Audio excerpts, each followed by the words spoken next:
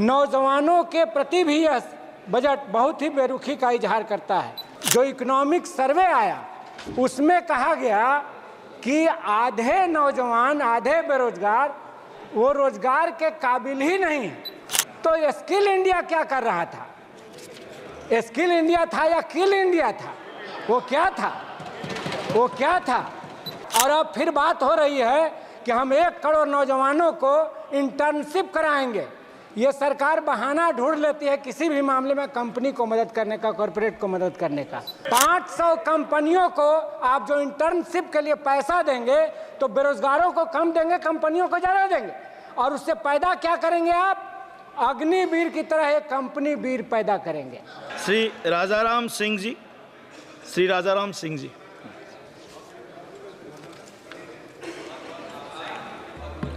सभापति महोदय, मैं इस सरकार के बजट के खिलाफ में बोलने के लिए खड़ा हुआ, इसलिए कि ये बजट किसान विरोधी, छात्र युवा विरोधी, गरीब विरोधी बजट है। बजट ने जो पिछला चुनाव हुआ उस चुनाव के जनादेश का उल्लंघन किया है, उस जनादेश को पढ़ा नहीं है और बार बार झटका लग रहा है। उपचुनाव में भी झटका लगा, फिर भी ये बजट उसी तरह का पेश किया गया है। अभी हम थोड़ा सा एक आंकड़े की तरफ जाना चाहेंगे। लगातार कृषि बजट घटता चला गया है। किसानों के खिलाफ ये है। 19-20 में 5.44% था टोटल बजट का।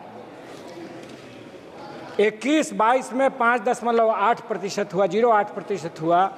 21-22 में 4.26% हुआ। 22-23 में 3.84% हुआ। 23-24 में 3.20% हुआ और इस बार 24-25 में ये 3.15% है। तो लगातार डिक्लाइन है। लगता है जैसे बैठ करके कॉरपोरेट घराने इसको कैलकुलेट करते हैं कि कृषि को लगातार पीछे ढकेलना है। और ये आंकड़े, आप लोग प्लीज, ये कोई गलत बात नहीं। जादव जी बैठिए, अपना सीट में बैठिए। देश में खेती घाटे में है और देश का किसान लगातार लाभकारी खेती के लिए लड़ रहा है। किसान कर्जे में आत्महत्या कर रहा है। एमएसपी का जो सवाल है, एमएसपी का एक पहली बना हुआ है, C2 + 50% या A2 + 50%। सरकार बराबर कहती है कि हम लाभकारी दाम दे रहे हैं, लेकिन C2 + 50% स्वामीनाथन कमीशन का रिकमेंडेशन है। कॉम्प्रहेंसिव कॉस्ट यानी उसमें परिवार का श्रम भी और ज़मीन का किराया भी। इसलिए खेती को लाभकारी बनाइए।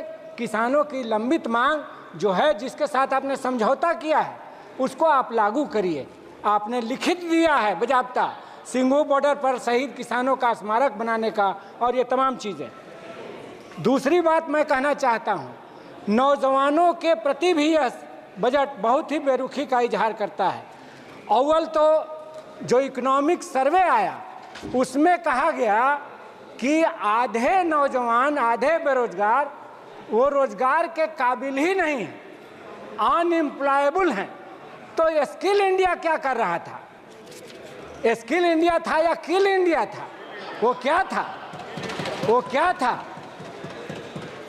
क्यों स्कूल नहीं बनाया? और अब फिर बात हो रही है कि हम 1 करोड़ नौजवानों को इंटर्नशिप कराएंगे।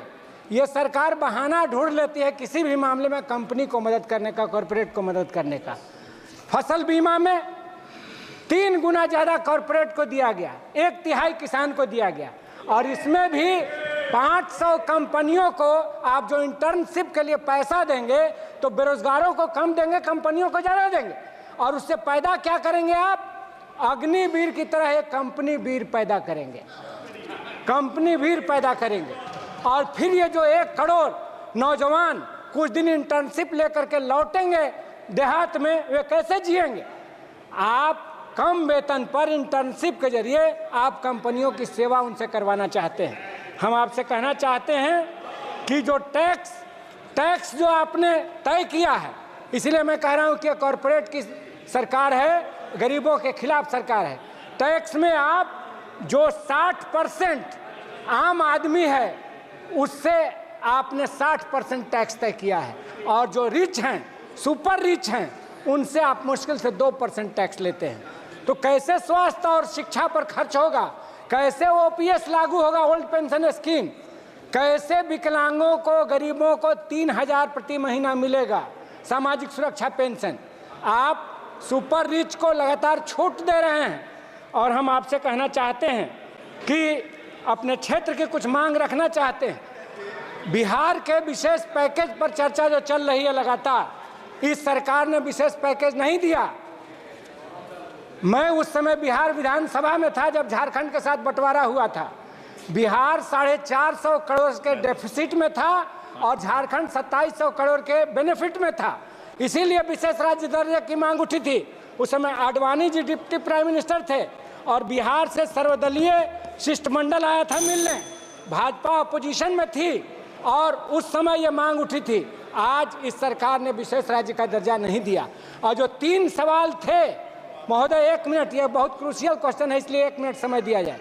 जो क्रूशियल सवाल थे, इंटरनेशनल बॉर्डर से पानी आता है, बाढ़ में डूब जाता है बिहार, क्या उसका उपाय हुआ है? हम तो समझते हैं कोसी हाई डैम बनाने की बात थी, नेपाल में वो हाई डैम बनना है, सरकार ने उसके लिए कुछ नहीं किया है। दक्षिणी बिहार में जो बिहार के सिंचाई की कृषि अर्थव्यवस्था की रीढ़ थी, सोन कैनाल सिस्टम जो अंग्रेजी राज में बनी थी 1874 में, उस पर इंद्रपुरी जलाशय बनाने की मांग है, वो आज तक सरकार ने कोई पहल नहीं किया है। तो सिंचाई का व्यवस्था भी खत्म और बाढ़ नियंत्रण का भी मामला खत्म और गरीबी मिटाने का सवाल भी खत्म। बिहार में जातीय जनगणना हुई, राष्ट्रीय स्तर पर हमने उसको कराने की मांग की है। उसमें सोशियो इकोनॉमिक सर्वे में ये बात आई कि 34% लोग ऐसे हैं जिनकी आमदनी 6,000 प्रति माह से कम है। उनको सरकार 2 लाख रुपया देगी। क्या इस पैकेज में वो शामिल है? तो गरीबी मिटाने का सवाल, बाढ़ नियंत्रण का सवाल, सिंचाई का सवाल, तीनों इस पैकेज में नहीं है। इसलिए हम कहना चाहते हैं कि आप बिहार को विशेष राज्य का दर्जा दीजिए, ढिढोरा मत कीजिए। धन्यवाद जी, राजाराम जी धन्यवाद।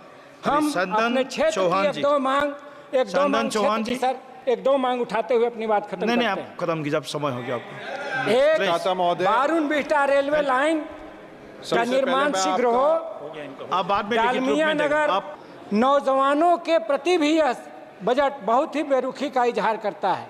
जो इकोनॉमिक सर्वे आया उसमें कहा गया कि आधे नौजवान, आधे बेरोजगार, वो रोजगार के काबिल ही नहीं है।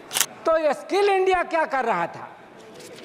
स्किल इंडिया था या किल इंडिया था? वो क्या था? वो क्या था? और अब फिर बात हो रही है कि हम 1 करोड़ नौजवानों को इंटर्नशिप कराएंगे।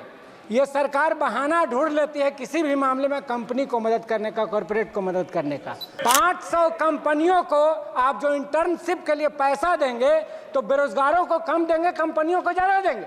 और उससे पैदा क्या करेंगे आप? अग्निवीर की तरह एक कंपनी वीर पैदा करेंगे।